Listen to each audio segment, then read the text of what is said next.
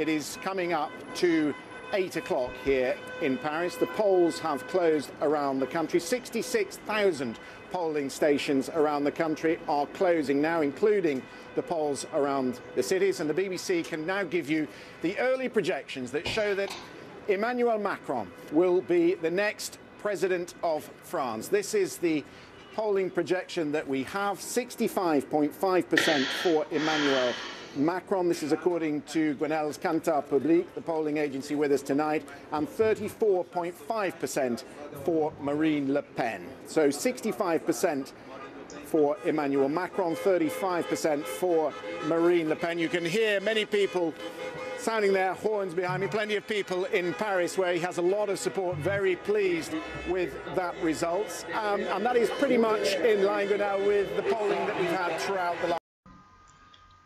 So that was the word from BBC that very likely, and I'm pretty sure that it's safe to say that Emmanuel Macron will be the new president of France. And I, as one of the few honest people I think left in this conversation, will say that I honestly don't care.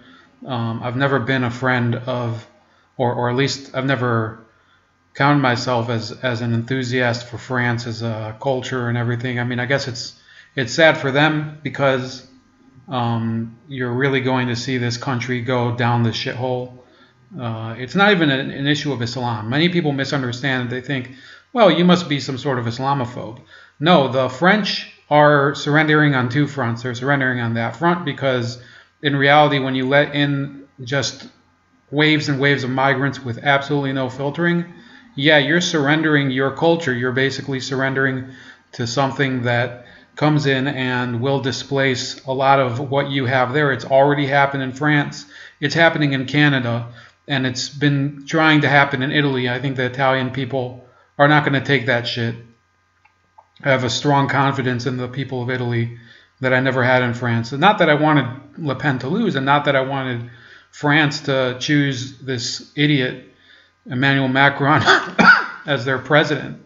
I believe that, simply put, every country, doesn't matter if it's a country I don't like, has the right to determine its own destiny. And I think France determined its own destiny today. Their destiny is in failure. Their destiny is in a lack of self-awareness and preservation. They think that by preserving this pathetic subservience to the European Union, that they are saving their country. It's the exact opposite. It's the exact opposite. I knew in June that if the British people elected to stay with the European Union, excuse me, that we would cease to think of England as a completely coherent culture anymore. Not just England, but the Scots and the Northern Irish and the Welsh as well. They have their own identities right now as part of the United Kingdom. Why do they need to join Europe? Answer me that. Why does the European Union add anything? It's only made them more miserable. It's only made it that much harder for people to have direct influence on their own officials. And we should remember that. We should, excuse me. You can all hear I still have some respiratory issues. I don't smoke, by the way.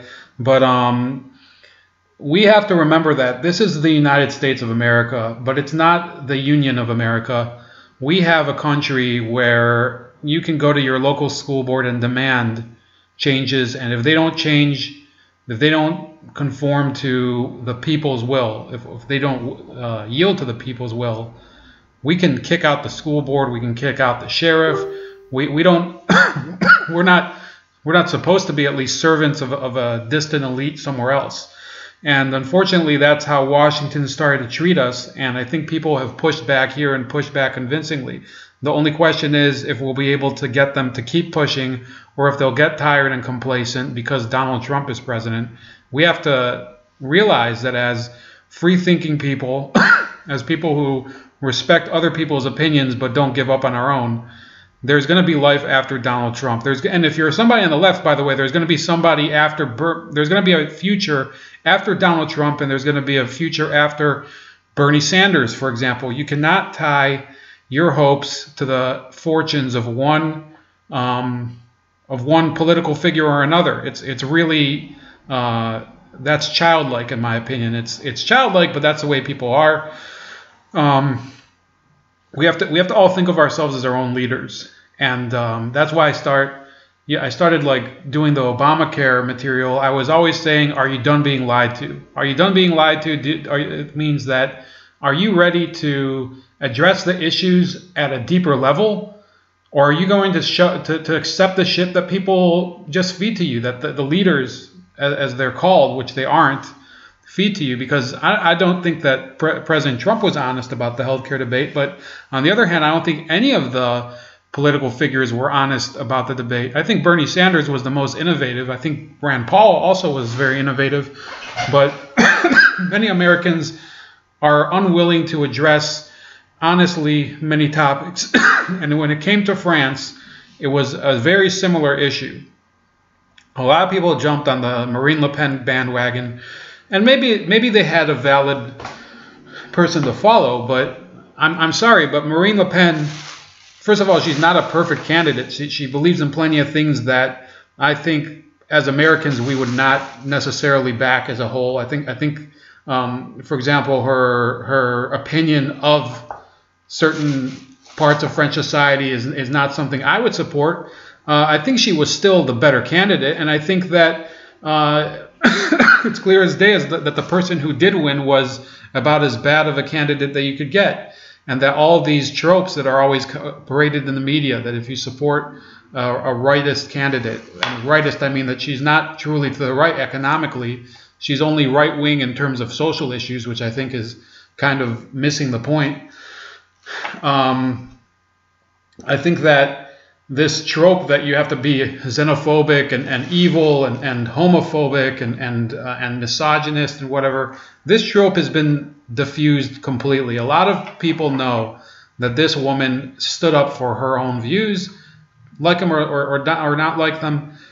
Marine Le Pen is truly, to me, just the picture of somebody who did stick by their principles. She is somebody I have to congratulate. I am not going to congratulate the French people.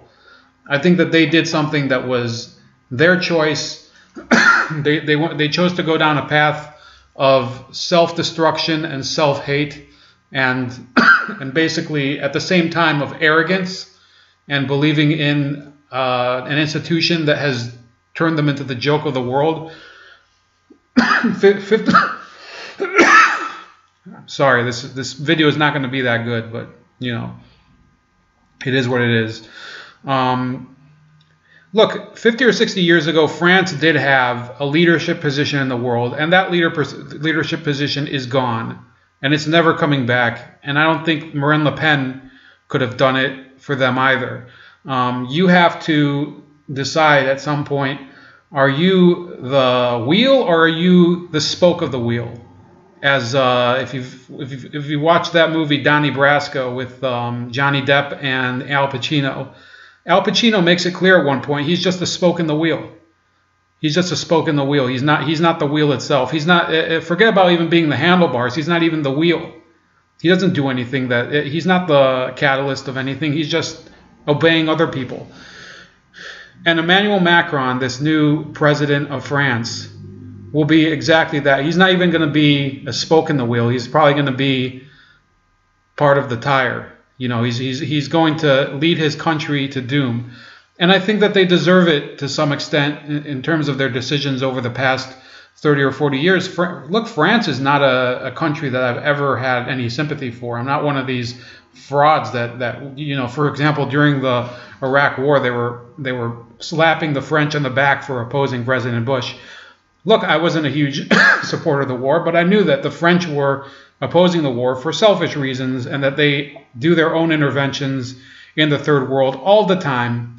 All the time. France is probably at least worse than the British in terms of their interventionism in the third world. You can look at most of their former colonies in Africa, where they basically prop up regimes that are horrifically despotic. You could go to Chad, you could go to Algeria, you could go to Morocco, you could go to Tunisia, You can go to, I mean, France is a country that for decades has had absolutely no real values. It's basically a country that pretends to be that is socialist at home and fully colonistic or colonialist abroad. And that's why I've never supported, this support for France as a model of modern democracy. I think the British are much better. In fact, consider this: the British Empire. This entity that people have shit on for years as the worst thing in the Western world.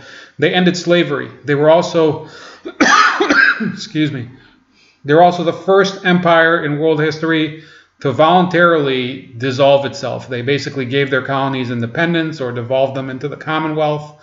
And you can see today that you have fairly stable governments in countries like Jamaica and in even parts of Africa. I'd say the British Empire is the best outcome of any fallen empire in world history. In fact, it never truly fell.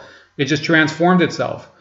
And that's why I have more confidence in the British people. And that's why I admire Nigel Farage much more than I do Marine Le Pen. Although, I'm giving Le Pen credit. I think she did a very good job of sticking to her vision of how the world is supposed to appear to the French, and how she's going to convey her ideas to the French people. She never went and compromised to the point of being some subservient toy of oligarchs and elites. I think that Marine Le Pen will go down as one of the last great French people. But there weren't a lot of great French people for her to compete with. The country has been run by basically elitist, anti or pseudo-intellectual people for decades and decades. It's been a farce. And I'm not going to be one of those people that pretends that this is a tragedy that is, something that it was unexpected or anything. Look, the French have made their choice time and time again. And they've only slipped so far into the pattern that you can't blame them. I mean, it's the way they've adjusted to living now. And I also want to state again that, in June, I predicted after the Brexit, I didn't have videos yet. I was mostly doing it as a Facebook series. It wasn't even under Bold Like a Leopard yet. There was no Bold Like a Leopard platform for me yet. I hadn't started it. But I was saying, and this was one of the things that got me back into commentating on politics. Commentating isn't a word, but commenting on politics and writing opinions. The other thing being our election and our healthcare crisis here in the United States. But I commented after Brexit that the Italian people will be the next people to reject the EU. The Italian people are still proud, and they're still wanting to preserve their country and their values and their culture from this external management and this desire to eliminate all identity, which is on the one hand a European idea, on the other hand the Islamic migration patterns are causing this. And you know what? I don't think that we have to be ashamed to say this. I support the Italian people. I didn't really care. Frankly, the French people, I was hoping they would make the right decision. I wasn't expecting them to. I have full confidence that the people of Italy will not be so stupid. Because, you know what? I'll never go and tell a Pakistani person to stop being Pakistani. I think, there's plenty of good things there. There's obviously a lot of things that I find wrong about the way the culture works in Pakistan. I feel the Italian people, though, have much more to preserve than people in Pakistan.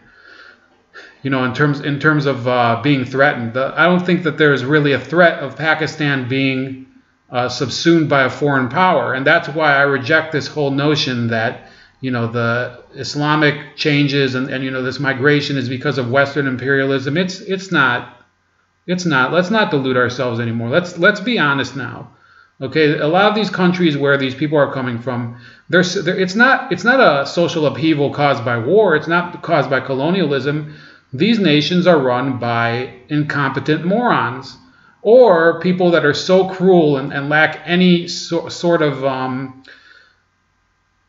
receptive capacity towards their own people, that they don't care. The external migration issue, the issue of their own people leaving their country, for them is a good thing. It's a safety valve. They don't have to deal with people getting angry anymore. They can just say, hey, you know, I run this show, you can leave. That's the way it's going to be. That's the way that their attitude works. It has nothing to do with colonialism. It has nothing to do with imperialism. It has nothing to do with religious bigotry. It has nothing to do with Western capitalism. Their own rulers are the ones who are sending them to Europe. And in fact, the leader of Turkey has said that. He said that he wants Muslims to out-birth Europeans. And I feel that there's certain parts of Europe that are going to make the cut and survive this. And there probably will be certain parts of Europe that are going to turn into just complete cesspools of failure, because it's not an issue of what race is moving in, and it's not an issue of what religion is moving in, although that is an issue, okay? But it's not the issue I'm talking about. When you have mass migration of people with very low prospects and skills, you're going to have a disaster. You're going to have a disaster, especially when it's in such short a period of time and with no filtering and active terrorism among its ranks. It's time people stopped behaving like ostriches. Okay, there's people coming in from parts of Africa that have nothing to do with civil wars. They're simply people looking for a better job and whatever. And you know what? France is a shit show anyway. They have a horrible economy. Their economy has been in the pits for decades. When's the last time France ever did something that was world leading? Never. Never. How is it that all these European countries have fallen behind? And the one country that surged ahead is Korea, and to some extent Japan and China. Because those countries, they have a sense of national pride. They have a sense that we have to succeed because no one else is going to succeed for us. I think that we need to embrace this notion that we should have free countries worldwide. Nobody should conquer anybody else. Nobody should step on anybody else's toes. It's all about national sovereignty. It's all about allowing a system where the best outcome can be determined by the people. Okay? And the French people decided today that the best outcome would be the outcome where they basically surrender themselves as a province of the European Union and not as their own country. Fine. Okay, go ahead. I'm fine. You know, I'll accept it. It's not my place to judge, you know, in terms of what they're going to choose, because I don't have a stake in their election. If the British had done it too, I would have said, you know what, fine. They don't want to be their own country, fine. They'll render themselves as slaves to a lord that cares nothing for them. And that's their choice. You know, people make that choice. People make that choice as part of a religion. As part of a religion. People make that choice as part of Christianity. People make that choice as part of Islam.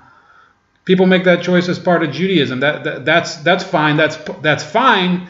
I think it's a bad idea when you're letting another man lord over you or in this case, a horrible organization, the European Union, a failure on every level, a failure that's allowed countries to go bankrupt and then they just validate their actions and bail them out, and they betray their own constituents. That's not the Lord that I want. I want a Lord that will safeguard me and that will repay my loyalty with adequate service. Okay, and this fealty to the European Union, this subservience, will be the downfall of the French people. But I don't believe it will be the downfall of the Italians. I don't believe it's going to be the downfall of some of these other countries. Once Italy leaves, I'm predicting, I've predicted in June, and I'm going to predict again, the Italian people, excuse me,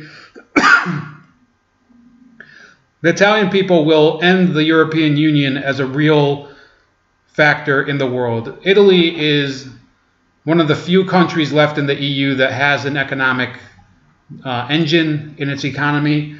And you know, France and Germany are two of the other ones, but they're not awoken yet. They haven't awoken yet, because look at today.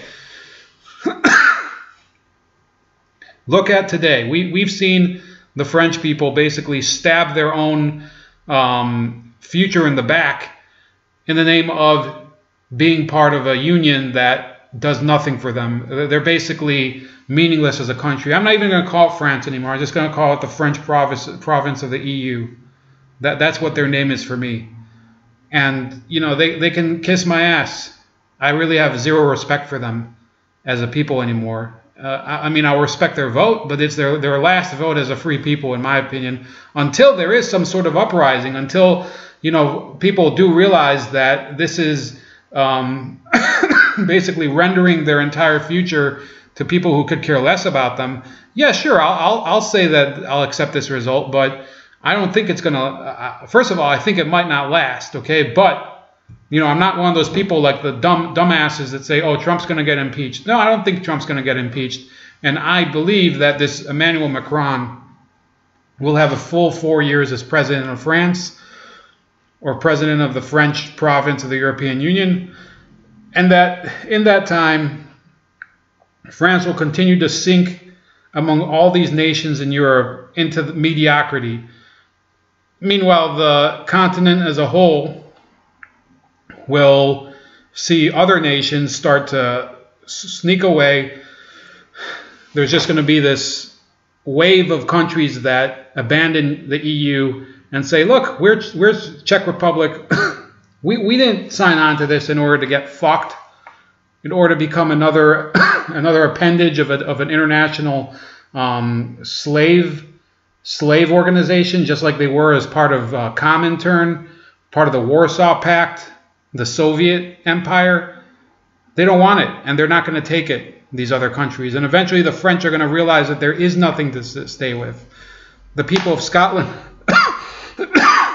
remember when the people of Scotland were told, you know, we're gonna leave the United Kingdom and we're going to stay with the EU? Well, how's that going to work out? Once this election is over in the UK and the British people reject the EU once and for all, Scotland's also going to reject the EU. They're not going to stay in this ridiculous holding pattern where they pretend, oh, we can be part of the EU, but we're going to leave the British Empire. We're going to leave the United Kingdom. They know that it's not a realistic choice. They're just holding on to fantasies. So anyway, like I said, I'm not sad about this. You know, I'm disappointed. I'm not happy that the French people decided to do this, and they basically let themselves be deceived by these elitist liars. But, you know, we can't make the choice for them. They have to make the choice to be a free people, and it's clear that they're not going to do it themselves. So if they don't like it, they can have their shitty single currency and their free migration, and then the next time somebody comes into France and sprays people with gunfire or rams a bus into a crowd or does any of these other actions, then fine, okay, that's what they chose, and that's their and we should respect it. And, you know, there should be no more of these stupid profile photo filters and empty gestures of sympathy that Americans and other people do for the French. If you really wanted to show your empathy, then maybe you should have suggested that they make a different choice from today, because the choice is going to keep getting worse. And once we see that the French people are getting shot or blown up every day, we'll see that that's the France that Macron picked, and that's the France that the French people picked, and that's the French province of the European Union, the first province of the European Union to be completely subservient to an idea that is meant to lead to their own destruction as a coherent entity. And that's it for today. Ciao, Italia. This is Ramon, bold like a leopard, and expect more later this week.